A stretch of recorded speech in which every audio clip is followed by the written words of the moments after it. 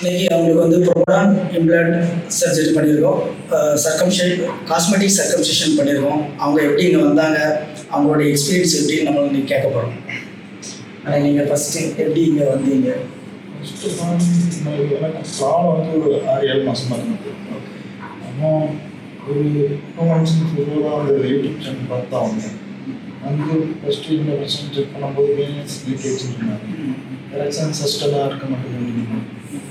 Solution என்னென்னு மறுபடியும் யூடியூப்பில் பார்த்துட்டு இல்லை இது நான் இது பிளான் பண்ணால் தான் சரியான சொல்யூஷன் டாக்டர்கிட்ட வந்து கன்சல்ட் பண்ணி பிளான் பண்ணேன். சார்கிட்ட நீங்கள் வரும்போது சார் எப்படி எவ்வளவு அந்த அட்வைஸ் ஆலோசனைகள் எப்படி பண்ணாங்க? ரொம்ப நல்லா பண்ணாங்க. சார் தான் சொன்னாங்க உங்களுக்கு சொல்யூஷன் நான் எனக்கு பிளான் பண்ணால் கொஞ்சம் நல்ல பெஸ்ட் சொல்யூஷனாக இருக்கும். நீ ஃபஸ்ட் டைம் இந்த தேட்டருக்குள்ளே வரும்போது அந்த அட்மாஸ்பியர், அந்த ஒரு பயம்லாம் இருந்திருக்கும். அது எப்படி உங்களுக்கு அதெல்லாம் போச்சு? சார்கிட்ட பேசினேன். சார் அதெல்லாம் டெய்லி 2 பேர் 3 பேர் வந்து ஹாஸ்பிட்டலில் வந்து சர்ஜரி பண்ணிட்டு போகிறாங்க. அது ஒன்றும் பிரச்சனை இல்லை. ஒரு 2 நாள் 3 நாள் லைட்டாக பெயின் சொன்னாங்க. உங்களுக்கு ஆஃப்டர் சர்ஜரி பண்ணப்பறம் உங்களுக்கு பெயின் இருந்திருக்கும். அந்த பெயினுக்கு ரிகவர் பண்ணுறதுக்கு உங்களுக்கு மெடிசின்லாம் தந்துருப்பாங்க. அந்த மெடிசின்லாம் உங்களுக்கு எப்படி யூஸ் ஆச்சு? மெடிசன் ஓரளவு நல்லா கேட்கு.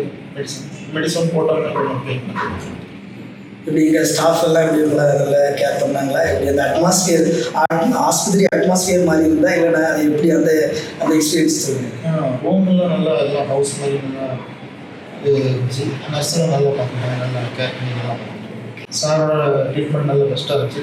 சர்ஜரி பண்ணாங்க, பெயின் எதுவுமே இல்லை.